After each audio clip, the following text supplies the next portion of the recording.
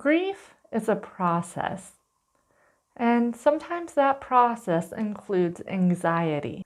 So what do you do if your child or teen experiences anxious grief? Hi and hello! Welcome to Nurturing Youth Counseling. I'm Colette, a licensed professional counselor partnering with you in your child's social and emotional development. I answer questions about children's mental health, and I provide skills that I've learned, both in private practice and with my own children. Come journey along with me on this roller coaster ride of life that we call parenting. Claire Bidwell Smith states, "We experience anxiety after loss because losing someone throws us into a vulnerable place. Loss changes our day-to-day lives. It forces us to confront our mortality.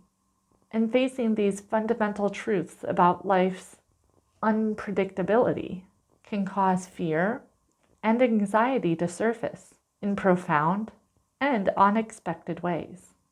So what might anxious grief look like in our child or teen? It may appear as panic attacks, hypervigilance, excessive worry, irritability or restlessness, racing or recurrent thoughts, insomnia,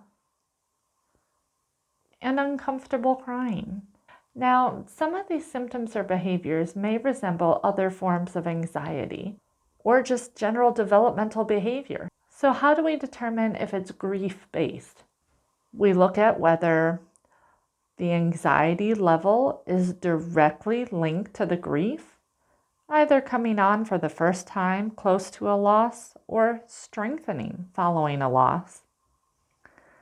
If there's anxiety and fear about death, whether your child has obsessive thoughts and rumination about the person who died or an obsessive worry about the well-being of loved ones, or if your child avoids death and grief-related matters altogether. How do we help our child or teen if they're struggling with anxious grief? It's important to normalize your child or teen's grief at this time, as they may be overwhelmed by new or scary feelings, and therefore unable to cope with what's going on inside of them. Remind them that anxiety is normal and useful. Point out they may feel overwhelmed, and that's okay. Sit with them in their feelings. Just be present. If they talk, listen.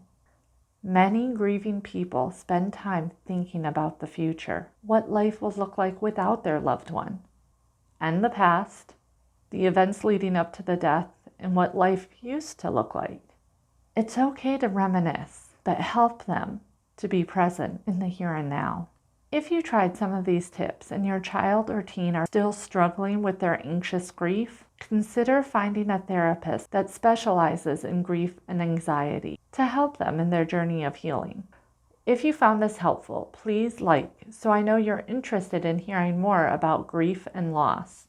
Share to help spread this important information to families so they get the support they deserve. Subscribe to hear about future videos, and drop a comment below if you have any questions that I may answer in future videos. This video is not intended for legal advice, nor should it be used to replace mental health therapy.